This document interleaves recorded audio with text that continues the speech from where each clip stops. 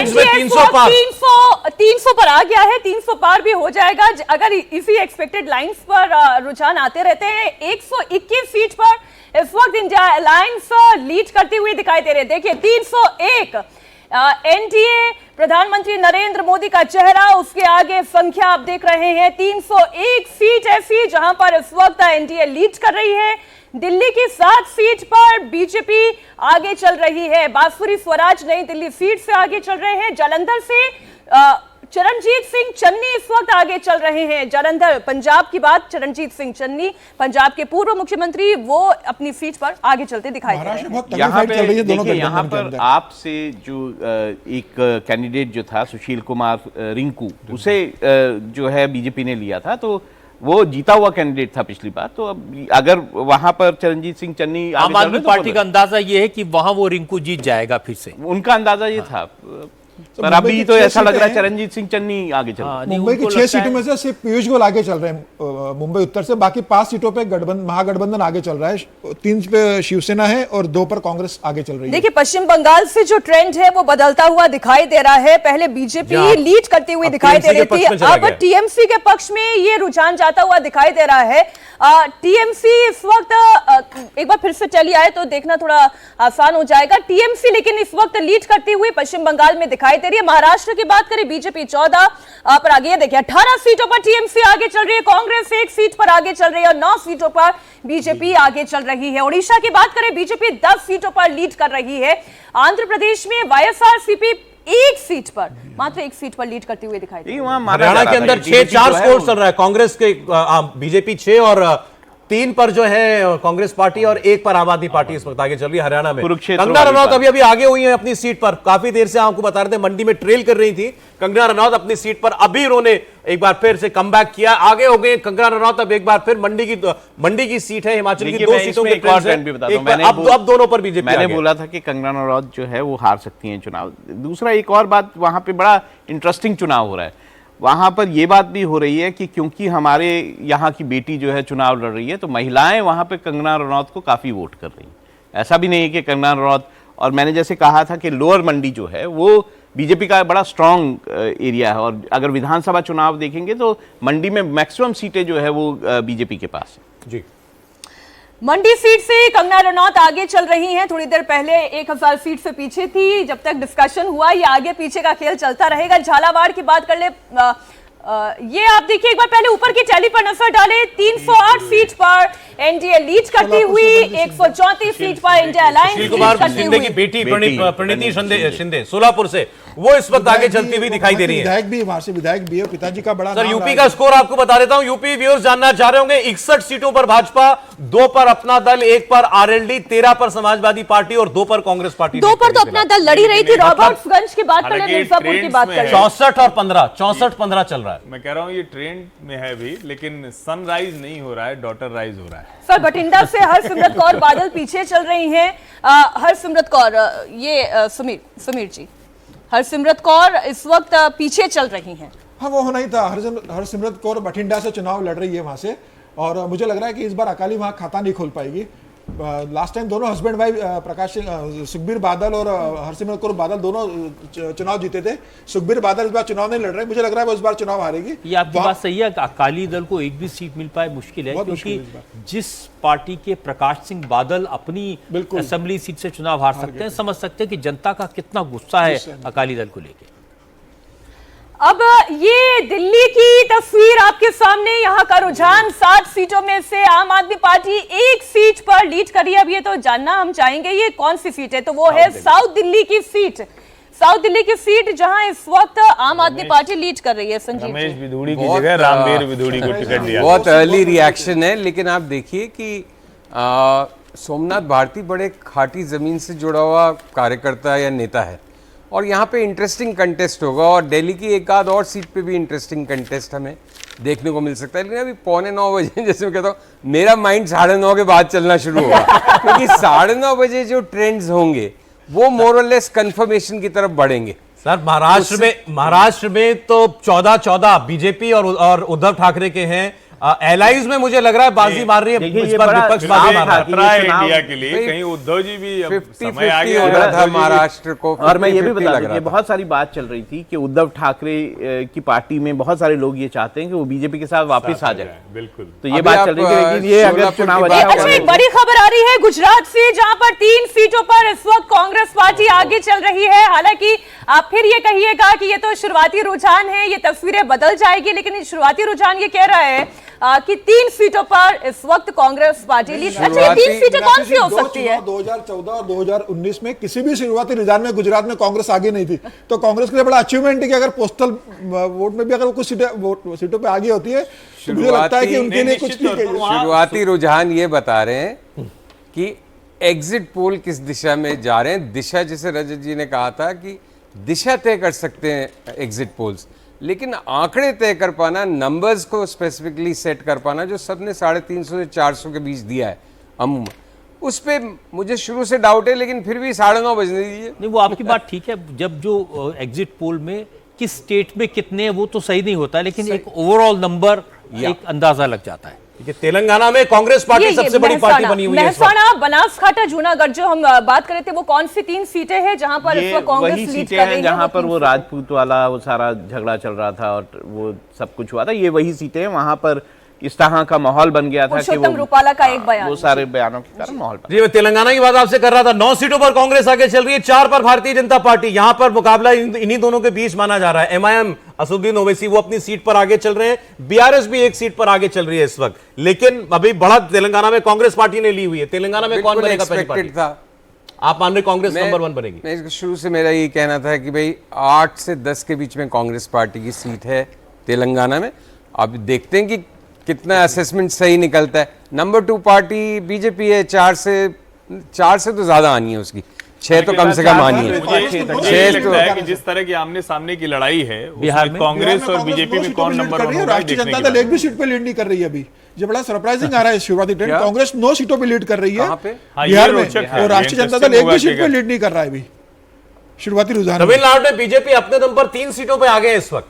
3 सीटों पर तमिलनाडु के अंदर बीजेपी इस वक्त एक आगे चल रही है। ये सीटें- इनफैक्ट केरल में बीजेपी प्लस ये 2 सीटों पर आगे है, केरल में भी। ये सीटों का पता चलेगा तो समझ आएगा, क्योंकि केरल जो है वहां पे ये माना जाता है कि पथनमथिट्टा, अलपुजा, तिरुवनंतपुरम, ये खडूर साहब से अमृतपाल सिंह आगे, ये खबर ये चिंता में डाल हाँ, दी। चिंता में डालने वाली है। ये जेल में रह के कोई किसने दिया है? आप कोई पार्टी पार्टी का नहीं कैंडिडेट। चाहेगी जेल कि में रह के चुनाव जीत, निर्दलीय। निर्दलीय बुरी चुनाव। खबर है ये। बिहार के अंदर एनडीए 36 सीटों पर लीड कर रहा है व्यूअर्स इस वक्त। पिछली बार 40 में से 39 सीटें थी, इस वक्त 36 सीटों पर बिहार में एनडीए यानी बीजेपी, जेडीयू, रामविलास चिराग पासवान की पार्टी सब मिलाकर के 36 सीटों पर बीजेपी इस वक्त आगे चल रही है। राजस्थान में भरतपुर संजना जाटव स्ट्रॉन्ग कैंडिडेट थी। आसाम में बीजेपी 10 सीटों पे आगे है, कांग्रेस भी 3 सीटों पर आगे है आसाम में। केरल में यूडीएफ इस वक्त लीड करती हुई दिखाई दे रही है। देखिए, ये 16 सीटों पर, इसमें कोई किसी को हैरानी होनी नहीं चाहिए। गुजरात में कांग्रेस 3 सीटों पर लीड करी है। बिहार की बात करें, बीजेपी 16 सीटों पर, जेडीयू 14 पर, एलजेपी की बात करें 5 सीटों पर, 5 ही सीट पर वो चुनाव लड़ रही है। 5 सीट पर वो लीड करती हुई दिखाई दे जयपुर रही है। सीट से कांग्रेस आगे नहीं हो सकती, वो जयपुर ग्रामीण होगा जो वो लिखना चाहते हैं। जयपुर सिटी से तो नहीं, नहीं, मुझे लगता है जयपुर सीट से जयपुर पॉसिबल नहीं है, ये ठीक कह रहे हैं, मैं भी सहमत हूं उससे। और जयपुर ग्रामीण में भी बहुत वो मुश्किल है। प्रताप सिंह ये खाचरिया दोनों ही बस। सीटें जो है ये भारतीय जनता पार्टी के लिए बहुत स्ट्रांग सीटें जयपुर हैं। ग्रामीण, अगर लद्दाख दोनों सीट में से से कांग्रेस- सपोज कोई चेंज होता है तो जयपुर ग्रामीण ग्रामीण हो चेंज हो सकता है। सकता है। जयपुर तो नहीं हो सकता। जयपुर तो नहीं हो सकता। बारामूला से उमर अब्दुल्ला इस वक्त आगे चल रहे हैं। राजस्थान के भरतपुर से कांग्रेस पार्टी आगे चलती दिखाई दे रही है। जयपुर सीट से कांग्रेस, लद्दाख में भी कांग्रेस आगे चल रही है। उड़ीसा असेंबली का अपडेट आपको दे दूं, 26 सीटों पर बीजेपी आगे है, 10 पर बीजेडी आगे चल रही है। मतलब क्या धर्मेंद्र प्रधान जी संबलपुर से जीतेंगे तो फिर से उपचुनाव होगा? देखिए, बड़ा जो अभी- संबलपुर में बड़ा इंटरेस्टिंग चुनाव था। वहां पर बीजेडी ने अपने नंबर 3 व्यक्ति जो माना जाता है सरकार में उसे उतारा था, और बीके पांडियन पूरी तरह से इस सीट पे लगे हुए थे ताकि धर्मेंद्र पश्चिम प्रधान को Bengal contain 11 Bhajpa, 17 TMC, 1 Congress party, 11-17 ये अभी तक डिफरेंस चल रहा है पश्चिम बंगाल में।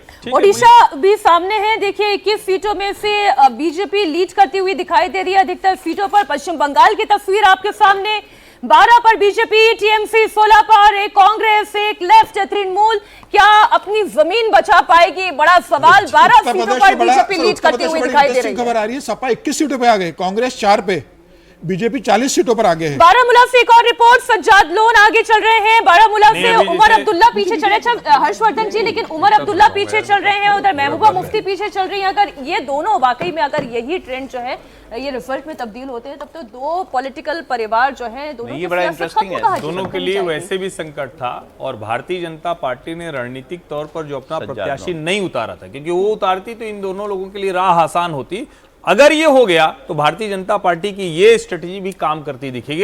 अगर हुआ तो, हालांकि मैं मानता हूं कि उमर अब्दुल्ला जीत जाएंगे। वैसे सज्जाद लोन को बीजेपी सपोर्ट कर रही, मिल जाएगा, सज्जाद लोन को बीजेपी सपोर्ट कर रही थी पीछे से। देखिए समाजवादी पार्टी, अब मेरे पास जो रिपोर्ट है उसमें तो 16 सीटों पर आगे चल रही है। समाजवादी पार्टी ठीक ठाक चुनाव जिन सीटों पर उसका था दारोमदार वहां पर चल रही है। अगर आप बीजेपी के लिए क्लीन स्टेट्स माने तो उसमें अभी तक जो दिखाई दे रहा है दिल्ली, हरियाणा, मध्य प्रदेश, ये बिल्कुल पिछली राह की तरफ चलती हुई दिखाई दे रही है, स्वीप की तरफ, बीजेपी स्वीप की तरफ। हरियाणा में तो नहीं, माफ कीजिएगा, हरियाणा में, मध्य प्रदेश, गुजरात और दिल्ली, मध्य प्रदेश, गुजरात और दिल्ली।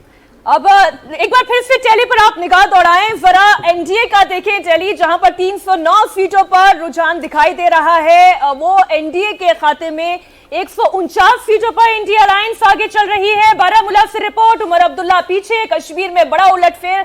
अगर महबूबा मुफ्ती, उमर अब्दुल्ला दोनों हारते हैं, अगर यही ट्रेंड नतीजों में तब्दील होता है, तो आप ये देखिए कि वो पारिवारिक पृष्ठभूमि से राजनीति को आगे बढ़ाने वाले चेहरों के लिए एक बहुत बड़ा डेंट होगा और यहां से उनकी सियासत क्या डेटोरिएट करती जाएगी, ये चर्चा जरूर होगी।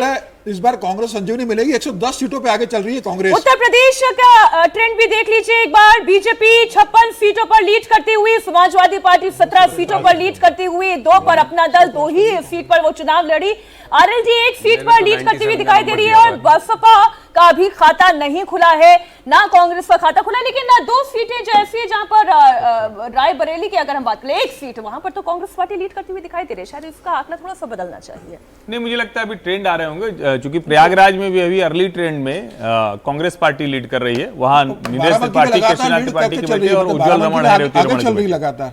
इतना पुनिया इंपॉर्टेंट उम्मीदवार है क्या वहां पे? नहीं, चूंकि वहां भारतीय जनता पार्टी की मुश्किल है बाराबंकी में। तनुज पुनिया चूंकि बाहर से पढ़ के आए हैं, वो नौजवान है, लेकिन यहाँ कांग्रेस से ज्यादा बीजेपी की अपनी मुश्किल है। पार्टी वाइज में आपको बताऊं, बीजेपी 263 पर लीड कर रही है और कांग्रेस पार्टी 66 सीटों पर 66 पर लीड कर रही है इस वक्त। कांग्रेस पार्टी क्या 100 के आसपास पहुंचेगी या 100 पार करेगी? उनका अपना अंदर का दावा था। भारत जोड़ो न्याय यात्रा का असर है, भारत जोड़ो न्याय यात्रा का असर है। कांग्रेस को मिलेगा, मुझे लग रहा है, तय लग रहा है कि बीजेपी अपने दम पे बहुमत पाएगी क्या? अभी भी सवाल से एक ही सवाल रहा है, क्योंकि 272 की चुनौती है। सर वो जो उत्तर प्रदेश की अगर हम बात कर ले तो वहीं से पता चल जाएगा कि जो 22 पर समाजवादी पार्टी आगे है, ये इंटरेस्टिंग है। 23 पर, 50 पर भाजपा है, 23 पर समाजवादी पार्टी आगे चल रही है, एक अपना दल, एक आरएलडी, मतलब 52 एनडीए, 2 अपना दल, 1 आरएलडी। अभी बदल गया, देखिए 49-2-1, फिर वही हो गया। 52 पर एनडीए आगे चल रही है, 24 सीट पर समाजवादी पार्टी आगे चल रही है। क्या उत्तर प्रदेश के अंदर कोई बड़ा खेल बदलता दिख रहा है? इतना बड़ा खेल तो बदलता मुझे नहीं दिख रहा। मैं बार बार कह रहा हूं कि 15-17 सीटों का खेल है, वो भारतीय जनता पार्टी की अपनी मुश्किलें हैं, लेकिन 24-25 की तरफ जाएगा मुझे ऐसा बिल्कुल नहीं लगता है। बहुत चूंकि ऐसी सीटें हैं, मैं कह रहा हूं जहां मुसलमान वोट है, पहली बार होगा कि भारतीय जनता पार्टी के सामने कोई मुस्लिम वोटों का डिवीजन नहीं। ये अपने आप में बहुत बड़ी खबर है और अगर वो होता है तो सहारनपुर से आप शुरू करते हैं, अवध आते आते और फिर उधर की तरफ जाते हैं तो कुछ सीटें हैं जिसमें आजमगढ़, लालगंज, फिर ये गाजीपुर की सीट है, मऊ की सीट है, जहां मुस्लिम बहुत ज्यादा है। मुंबई सेंटर से उज्जवल निगम वकील जो पीछे चल रहे हैं, ये वहां पे हमको नहीं भूलना चाहिए कि 2014 और 2019 में बीजेपी की सीटें कम हुई थी, 9 सीटें कम हुई थी जब 2014 के मुकाबले में। तो अब 62 सीटें हैं, वो रिटेन करे और उसके बावजूद वो 303 पर पहुंचे थे, तो बहुत कोई बड़ा फर्क नहीं पड़ेगा। उत्तर प्रदेश में आप लोगों का आकलन यह है कि कोई खेल नहीं होने जा रहा, लेकिन पश्चिम बंगाल में ऐसा लग रहा है खेला होवे, क्योंकि टीएमसी जो है वो 16 सीटों पर लीड करी और बीजेपी 13 सीटों पर लीड करी है। लेकिन एक बार फिर से उत्तर प्रदेश की तरफ रुख करते हुए, उत्तर प्रदेश की 80 सीटों पर क्या स्थिति दिखाई दे रही है, ट्रेंड क्या कहता है, वो आपके सामने रख रही हूं। देखिए, मैंने शुरुआत में कहा था अभी सब कुछ सफेद दिखाई देगा, लेकिन बहुत जल्द यहां पर दो रंग दिखाई देने वाले हैं। एक रंग भगवा रंग आपको दिखाई देगा और दूसरा हरा रंग। सहारनपुर कांग्रेस पार्टी लीड करती हुई दिखाई दे रही है। कैराना की बात करें, समाजवादी पार्टी कांग्रेस लीड करती हुई दिखाई दे रही है। कैराना समाजवादी पार्टी, मुजफ्फरनगर समाजवादी पार्टी, बिजनौर में समाजवादी पार्टी। नगीना सीट की बात करें तो यहां पर बीजेपी लीड कर रही है। मुरादाबाद, रामपुर, संभल, ये वो इलाके जहां पर समाजवादी पार्टी और कांग्रेस का अलायंस जो है वो आगे बढ़ता दिखाई दे रहा है। अमरोहा, मेरठ की बात कर ले, अरुण गोविल यहां से चुनाव लड़ रहे हैं, वो लीड करते दिखाई दे रहे हैं। बागपत, अब ये आप देखिएगा पूरी भगवा रंग बिरंगी नजर आ रही है। बागपत, गाजियाबाद, गौतम बुद्ध नगर, बुलंदशहर, अलीगढ़, हाथरस, मथुरा, आगरा, फतेहपुर सीकरी, फिरोजाबाद में समाजवादी पार्टी लीड करती दिखाई दे रही है। जरा इधर और आ जाइए, समाजवादी पार्टी का अपना गढ़, अपना घर मैनपुरी की बात करें, यहां पर बीजेपी लीड कर रही है। ये बड़ी हैरान करने वाली परिस्थिति है, मैनपुरी में बीजेपी लीड कर रही है। मैनपुरी रोचक है, ये तो इंटरेस्टिंग हो गया कि अगर वो लीड करती दिख रही तो मैनपुरी में बीजेपी ये बदलेगा। ये तो बहुत बड़ी मुझे खबर लगता है होगी। आपको जो हरे रंग वाली सीटें ये एनालाइज करनी चाहिए। सहारनपुर में कांग्रेस, कैराना सपा, मुजफ्फरनगर सपा, बिजनौर सपा, मुरादाबाद, रामपुर, संभल, सारा मुस्लिम बेल्ट है। देखिए, सहारनपुर का बड़ा रोचक है कि जब राघव लखनपाल जीते भी थे तो इसलिए जीत गए थे कि इमरान मसूद 2 लाख से अधिक मत लेके गए थे। इसलिए समझना है कि जब 2019 में दोनों साथ आए तो भारतीय जनता पार्टी हार गई, राघव लखनपाल हार गए। और अब इस बार जो मुस्लिम सीटें 40% यहां मुस्लिम मतदाता हैं, तो मुझे लगता है कि ये कैराना में भी वही स्थिति है कि वहां पर भी मुजफ्फरनगर मुझे अभी भी लगता है कि संजीव बालियान जीतेंगे और बहुत ठीक मार्जिन से जीतेंगे। मुझे इसमें कोई भ्रम नहीं दिखता। अभी ये बहुत सी ऐसी सीटें हैं, मैनपुरी जैसे मुझे लगता है कि भले अभी डिंपल यादव पीछे दिखे, ये बदलेगा, डिंपल यादव जीतेंगे। कैसे दिखाई दे रहा है, लेकिन ये बदल सकता है एक बार फिर से। मीनाक्षी, मुजफ्फरनगर में जब आरएलडी अपोजिशन में थी तब भी वो 5-6 हजार से बालियान जी जीत गए थे। तो अब वो साथ में है तो मेरे ख्याल से अच्छे मार्जिन से 50-60 हजार के मार्जिन से मुजफ्फरनगर सीट संजीव बालियान जी निकालेंगे। संजीव बालियान के उसमें बड़ा ठाकुर वाकुर का बड़ा समीकरण क्या चल रहा था उसमें। कोई समीकरण नहीं है मुझे मालूम। जो मैंने जिन लोगों से बात की उन्होंने कहा कि वो हारने चाहिए। मुझे इतना डिटेल नहीं मालूम क्योंकि सोम जो है संजीव बालियान के खिलाफ रिएक्शन है। वो संगीत सोम जी क्या कारण था और वो ठाकुर वोट का कारण था, बहुत सारे कारण वहां पे हैं। बहुत सरप्राइजिंग आ रहा है, मतलब बीजेपी पिछड़ गई है उद्धव ठाकरे ग्रुप से, वो 26 सीटों पे आगे हो आप ठीक कह रहे हैं। उसमें सबसे बड़ी दिक्कत, कांग्रेस अच्छा स्कोर कर रही है, 9 सीटों पर कांग्रेस चल रही है आगे, उद्धव ठाकरे 14 सीटों पर आगे चल रहे हैं। बीजेपी के एलाइज में केवल एक नाथ शिंदे के खाते में 1 सीट जुड़ी है। 14 सीट भाजपा की, एक नाथ शिंदे वो एक सीट वही होगी खाने वाली उनका एक अजीत पवार के नाम पर 1 सीट नहीं सीट रायगढ़ में सीट हार रहे हैं और बारामती भी हार रहे हैं, वो दोनों सीट हार रहे हैं। मुझे लग रहा है आंध्र प्रदेश को छोड़ दें तो भारतीय जनता पार्टी के लिए जो अलाइज थे वो हमेशा कमजोर कड़ी थे। हर जगह ये कहा जा रहा था कि भाजपा ज्यादा सीटों पर लड़ती तो उसको शायद ज्यादा ये बताइए ना, आप बताइए। ऐसे बहुत जल्दी है इस तरह की टिप्पणी करना। हाँ, लेकिन ठीक है। लेकिन किसने कहा आप नकली सेना और नकली एनसीपी के साथ जाके चुनाव लड़ो? नहीं, लेकिन ये तो अगर आप वहां जाके बोल रहे हैं कि ये नकली संतान, नकली विरासत। उद्धव ठाकरे को उससे बहुत लाभ हुआ क्योंकि जब हम महाराष्ट्र घूम रहे थे इस बात का बहुत रिएक्शन था कि भाई आप बाला साहब ठाकरे के जो रियल संतान है उसको कह रहे हो ये नकली विरासत है सेना की। मतलब एक प्रकार से और फिर सिंबल भी दे दिया एक नाथ शिंदे को। फिलहाल ट्रेंड के हिसाब से लग रहा है कि असली शिवसेना उद्धव ठाकरे को मान रहे हैं। वो भले ही आप पार्टी ले गए, सिंबल ले गए, ऐसा ही लग रहा है। 9 बज चुके हैं, देखिए वोटर उनके साथ जुड़े हुए हैं उद्धव ठाकरे के साथ। कुछ तो स्ट्रांग आ गया होगा। बिल्कुल, मतलब ईवीएम खुले भी आधा घंटा हो चुका है, उसके बाद ये ट्रेंड और आधा घंटा अभी आधे घंटे सौरभ ये है, कम से कम 9:30 के बाद होगा। लेकिन फिर भी अगर ये समाजवादी पार्टी का जो ट्रेंड है और उद्धव का जो ट्रेंड है, ये दोनों बहुत इंटरेस्टिंग है क्योंकि इस तरह से अगर आ रहा, और मैं अभी भी हालांकि मानता हूं कि 15-17 सीटें हैं जहां भारतीय जनता पार्टी के लिए सचमुच मुश्किल है, समाजवादी पार्टी वहां मजबूत है। लेकिन 28 सीट, 30 सीट, 25 सीट उधर मुझे लगता है अभी आगे जाके एक बस मैं आपसे असहमत होना चाह रहा हूं हर्षवर्धन जी। जब अभी तो बहुत पिक्चर बहुत बाकी है, लेकिन अगर ये ट्रेंड्स बरकरार रहते हैं तो सारा ठीकरा मुस्लिम वोटों पे मत फोड़िएगा। और भी कई कारण है, और भी पूरा कंट्री है, देश है। मतलब आप यूपी के संदर्भ में कह रहे थे कुछ सीटों का, लेकिन मैं कह रहा हूँ वो एक बड़ा सिंपलिस्टिक एनालिसिस हो जाएगी। संजीव जी, इसमें एक बात, सुधांशु मित्तल जी हमारे साथ, स्वागत है सर, बोलिए। इसको पिछली बार के रिजल्ट से भी देखिए। 2019 में अगर आप ज्योग्राफी देखें यूपी की तो 6 कंटिगुअस सीटें आपको वेस्ट में दिखेंगी, ठीक है, पश्चिम उत्तर प्रदेश, और इसी तरह 6 कंटिगुअस सीटें आपको ईस्टर्न यूपी में दिखेंगी। क्या कारण था कंटिगुअस होने का? वहां की डेमोग्राफी है। उसमें जो कॉम्बिनेशन था, एक तो मुस्लिम वोट कंसोलिडेटेड थी, दूसरा वहाँ पे क्योंकि पिछली बार तो बासपा भी लड़ी थी, वहाँ पे यादव और मुसलमान और दलित वोट, इनका जो कॉम्बिनेशन था उसकी वजह से ही हुआ था। अब की बार एक फर्क आया है, जैसे बासपा अलग लड़ी है, तो जो ये डेमोग्राफिक कंसोलिडेशन था इन दोनों जगह में वो शायद ना हो। लेकिन मैं सरप्राइज होऊंगा कि अगर यूपी के अंदर जो आज का माहौल है, जहाँ पे कि कानून व्यवस्था एक बहुत बड़ी एक मुद्दा है वहाँ पे, जिसकी वजह से भाजपा को बहुत फायदा मिल रहा था। तो मिलेगा ना फायदा अभी तो इसलिए 55 से 60 सीटें मिल जाए, 80 में से उसको भी फायदा नहीं मानेंगे। देखिए 62 पिछली बार थी, उससे नीचे आना, 2-4 ज्यादा 2-4 कम में फायदा ही माना जाना चाहिए। मुख्यमंत्री बदल दिया था, उसको भारतीय जनता पार्टी का नुकसान होते हुए दिख रहा है। 6 सीटों पे कांग्रेस 10 में से आगे चल रही है हरियाणा में। तो मुझे लग रहा है कि या तो खट्टर का रहा होगा, या जाट फैक्टर रहा होगा, या किसान आंदोलन भी एक बड़ा फैक्टर मुझे लगता है हरियाणा के अंदर असर कर रहा है, जो भारतीय जनता पार्टी और भारतीय जनता पार्टी प्रदेश की जो ये टैली हम देख रहे हैं और जो ये हरा रंग हमें नजर आ रहा है, वेस्टर्न यूपी की सीटें नजर आ रही हैं, वो सीटें जहां पर पिछली बार बसपा थी। पूर्वांचल की बलिया है, जौनपुर है, मछली शहर है, गाजीपुर है, आजमगढ़ है, लालगंज सुरक्षित है, घोसी है, इतनी सीटें हैं। और इसमें से लालगंज सुरक्षित संगीता बलवंत आजाद जीती थी बसपा से, जो इधर भाजपा से लड़ रही है। आजमगढ़ में पहले धर्मेंद्र यादव जीते थे, उपचुनाव में अखिलेश जीते थे, उपचुनाव में दिनेश लाल यादव ने हुआ जीते थे, वो भी शाह आलम की वजह से। घोसी ये सीट वैसे भी मुश्किल सीट रहती, गाजीपुर और घोसी होने की वजह से मुख्तार अंसारी का प्रभाव है, अतुल राय बसपा के जीते थे। बलिया सीट भारतीय जनता पार्टी जीतती रही है, इस पे अगर जीतेंगे सनातन पांडे तो ये बड़ी बात होगी, क्योंकि नारद राय लौट आए हैं, वो गुस्सा खत्म हो गया है। जौनपुर यहां मुझे अभी भी लगता है कि भारतीय जनता पार्टी जीतेगी। धनंजय सिंह को, जिसको कहें कि जो भी किया गया हो साम दाम दंड भेद, वो नतमस्तक हो गए, इधर आ गए। तो मुझे लगता है कि एक बंदा वोट नहीं देगा इधर, नतमस्तक तो कर दिया, लेकिन वोट तो सीक्रेट है।